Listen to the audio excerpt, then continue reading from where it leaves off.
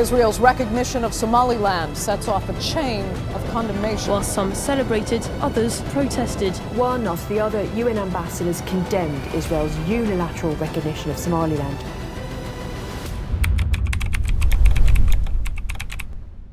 This is the coastal city of Berbera in Somaliland, a gateway linking the Horn of Africa to the wider world. Situated at a narrow yet strategic crossroads between Africa, the Middle East, and Asia, Berbera has long carried significance far beyond its shoreline. More than a port city, Berbera lies adjacent to one of the most critical maritime corridors on Earth, the Red Sea, a vital artery that carries 15% of global trade and dictates the world's energy and economic stability.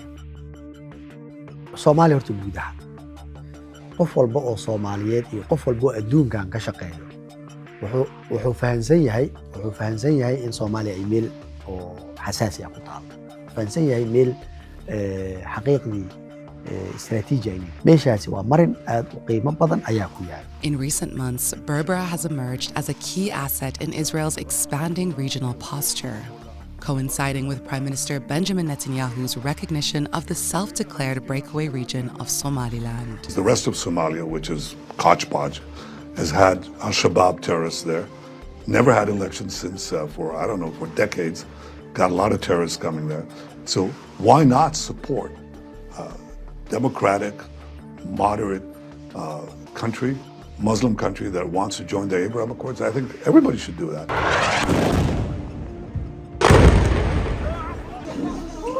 Israel has always been a very renegade and rogue state among many countries that have been not respecting the international law and the international rules and regulations. In that line, this was a very unexpected step from Israel because we don't have any relationship with Israel and we didn't have it in the past 65 years that we were a functioning state. And it was a violation, blatant violation against the Somali sovereignty and the territorial integrity. Turkey has tried to mediate between Somaliland regions and Somalia, and we have a couple of meetings here in Turkey in 2015, even as far as 2015, and Turkey has someone, a representative in Hargeisa to continue that dialogue between us.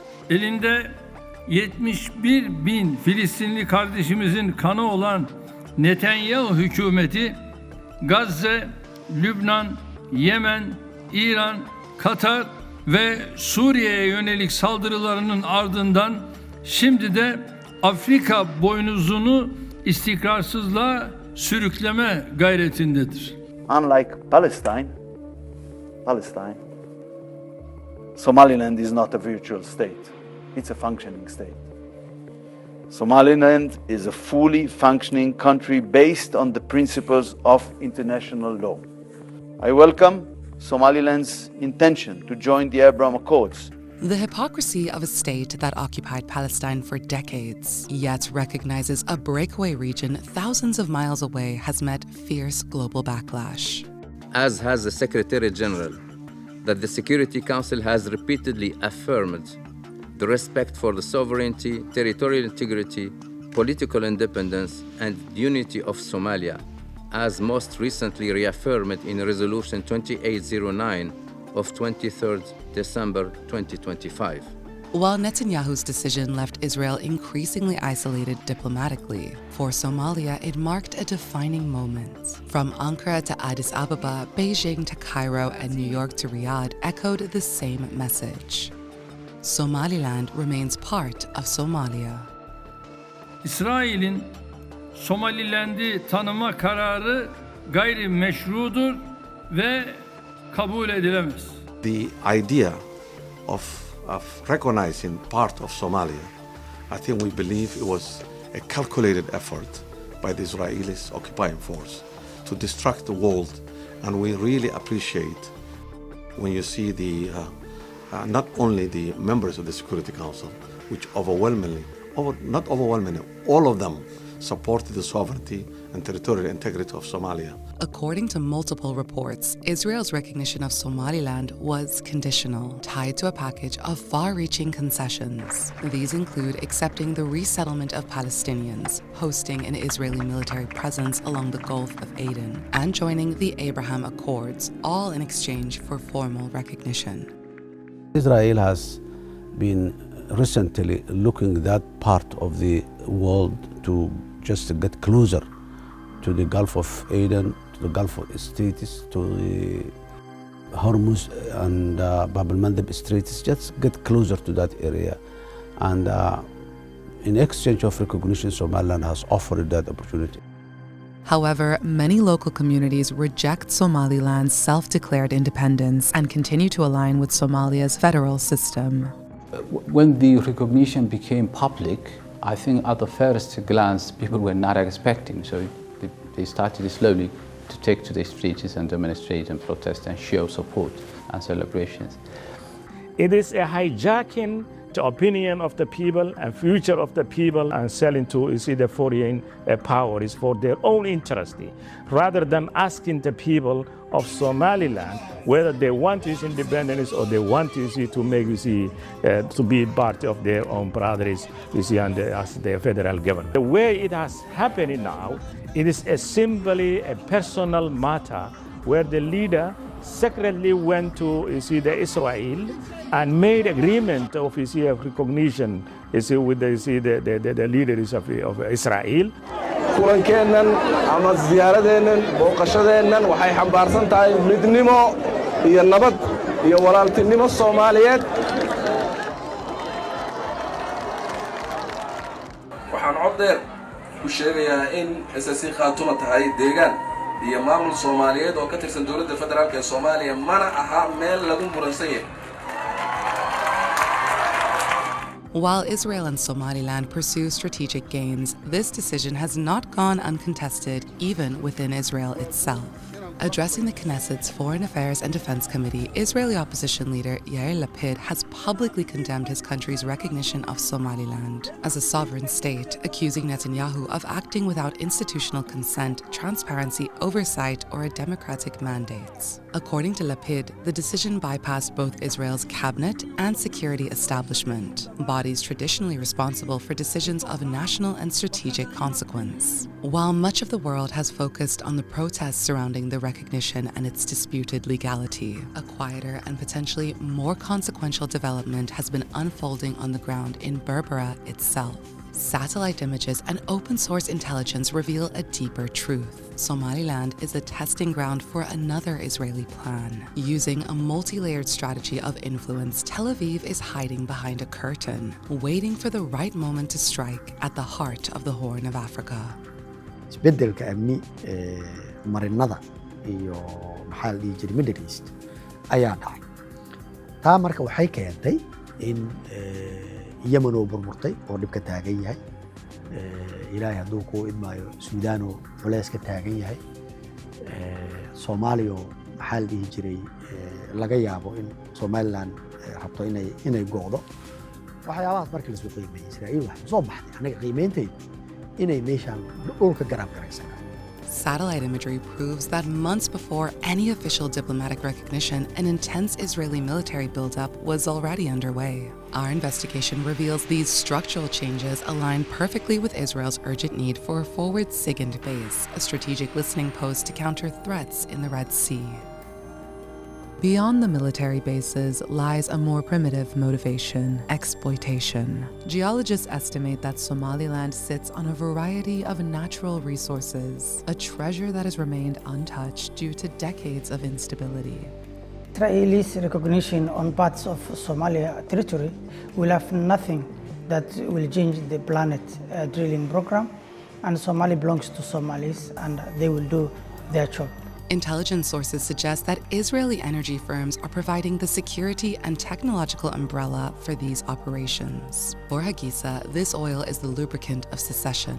For Tel Aviv, it is a strategic reserve that bypasses the traditional Arab-dominated energy markets. The evidence is clear. Even if Israel leaves no direct footprint, it has already deeply penetrated Somaliland through a network of proxies, shell companies, and front states. A shadow game where the sovereignty of a region is the ultimate pawn. Israel's move is seen as part of a longer historical pattern, one in which alternative territories were explored during moments of uncertainty over Palestine itself. Archival documents from the 1940s have resurfaced, detailing proposals to establish Jewish settlement projects in strategically located regions of Africa. Among them is a 1942 document by activist Herman Fernberg outlining plans to settle European Jews in Ethiopia's Harar region. The proposal prioritized logistics and geography while dismissing the presence of local populations, a mindset reflective of its era. Today, critics argue that echoes of that thinking can be heard once more, repackaged in modern geopolitical language. It entails a lot of risks to the local people. Number one, of course, here it will create a proxy war. It will create a proxy war, between different powers and foreign powers. Israel against the Houthis, Israel against, you can say, Iranis. Is all region become, the unstable then. So the situation there will attract that kind of proxy war.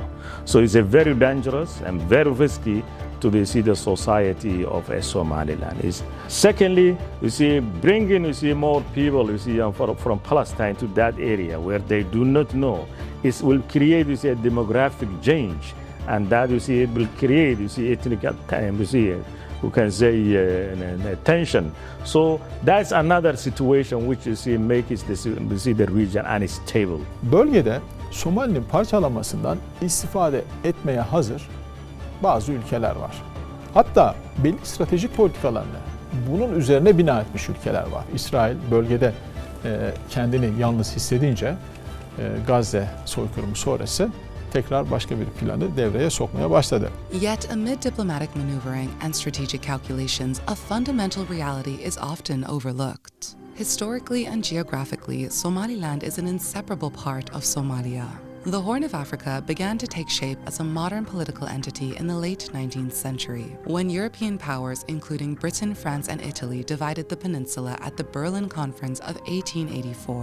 In 1887, Britain established a protectorate in the northern region, naming it British Somaliland. However, historians note that British control was largely limited to the coastal cities, with much of the interior remaining under local authorities. In the 19th century, British and Italian occupation split Somalilands. The north under British control, the south under Italian administration, fracturing a unified people for imperial convenience. Ports were seized, resources were extracted, and sovereignty was stripped away. But amidst the oppression, a hero rose. In 1899, Sayyid Muhammad Abdullah Hassan launched the Dervish movement, raising the flag of independence against foreign invaders. The British called him the Mad Mullah and the African Napoleon. To his people, he was the soul of freedom. Centered in Somaliland, the Sayyid's greatest ally was the Ottoman Empire. Much like how modern-day Turkey is Somalia's strategic partner today, the Ottomans sent arms and ammunition to fuel the resistance. Somali people are very much grateful for Turkey. This is not the first time that Turkey has supported Somalia in protecting its unity and territorial integrity and sovereignty. Of course, that is Turkey's gratefulness and Turkey's job in the region. In 1960, independence finally arrived. Both regions declared sovereignty separately, but within 4 days, nationalists asked a simple question: what separates us? They chose unity. But if they share the same language, religion, and culture, why is Somalia again being torn apart today? How did a 1991 political deadlock become a tool for foreign players? Since 1991, political collapse has opened the door for Western actors to exploit division. Today's Somaliland is being transformed into a strategic asset, not for its people, but for foreign interests. The consequences extend far beyond borders. The Federal Republic of Somalia has lost hundreds of thousands of lives to terrorism and conflict. Analysts warn that perceptions of foreign intervention in the Horn of Africa are already being weaponized by terror groups. Narratives surrounding Israel's involvement are fueling recruitment and radicalization far beyond Somalia. Groups such as Daesh and Al-Shabaab are actively exploiting these grievances, threatening to undo years of counterterrorism progress. If Israel hastens posting a security outpost in Somaliland, this could really affect the security of Somaliland and open it to retaliation attacks from armed groups, from other actors that consider Israel a hostile actor and would use Somaliland as a soft target against Israel. For a region only beginning to emerge from prolonged violence, the danger is clear that Western countries' plays may once again reverse hard-won gains, handing extremist networks the momentum they have long been denied.